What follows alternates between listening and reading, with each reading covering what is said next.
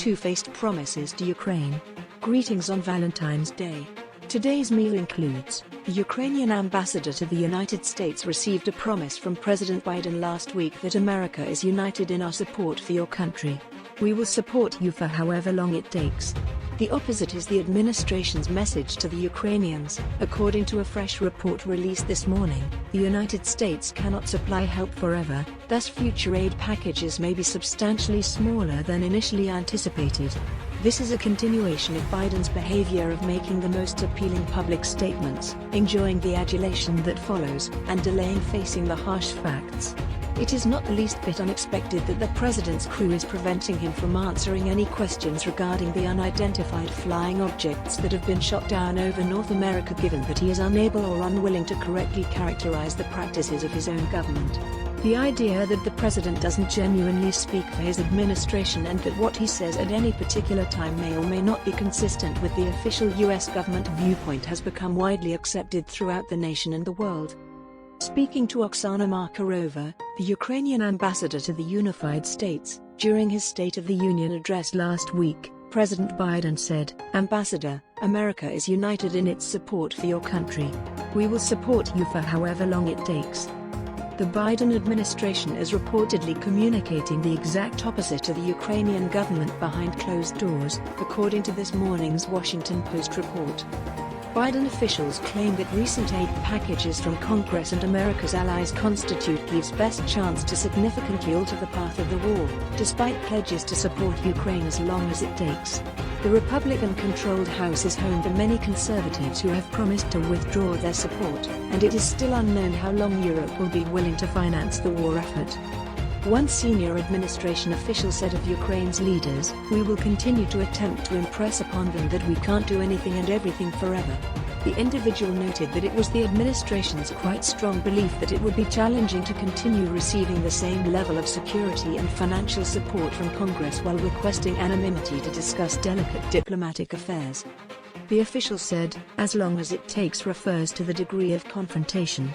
It is unrelated to the volume of support. When the entire world was watching a week ago, Biden's vow was "as long as it takes." The message is we can't accomplish anything and everything forever now, but much more subtly. There has definitely been a shift, Elbridge Colby notes. Biden's use of the phrase "as long as it takes" to define American strategy toward Ukraine was not unique to the State of the Union address. When President Zelensky visited Washington, Biden claimed he assured Zelensky, "We're with you for as long as it takes, Mr. President." White House Press Secretary Karine Jean-Pierre, National Security Advisor Jake Sullivan, Vice President Joe Biden, and other administration officials have all used the phrase "as long as it takes" or variations of it to describe the U.S. stance toward Ukraine. Now, "as long as it takes" has been added to the list of presidential declarations that should not be taken seriously or literally, along with "limited incursion" and "for God's sake, this man cannot continue in power." But this time, President Biden made a promise he couldn't keep on the biggest global platform possible. It wasn't just a spontaneous rhetorical flourish. Vladimir Putin, as was highlighted last week, is attempting to convert the invasion of Ukraine into a protracted, horrific war of attrition, reasoning that Russia will run out of conscripts and prisoners before Ukraine will run out of soldiers, weapons, and supplies. How do you think the news that "as long as it takes" doesn't actually mean "as long as it takes" will be received in Moscow? The other major issue of recent days makes clear Biden's refusal or incapacity to accurately describe or articulate the ideas and viewpoints of his own administration. I'm delighted that John Kirby, the National Security Council Coordinator for Strategic Communications, provided a few more facts regarding the most recent flying objects that the American military had shot down during the press briefing on Monday at the White House. Regarding these things, Kirby said, "They may have constituted a kinetic hazard to persons on the ground, which we evaluated. No, they didn't. We checked to see whether they were making any kind of communication. None were found.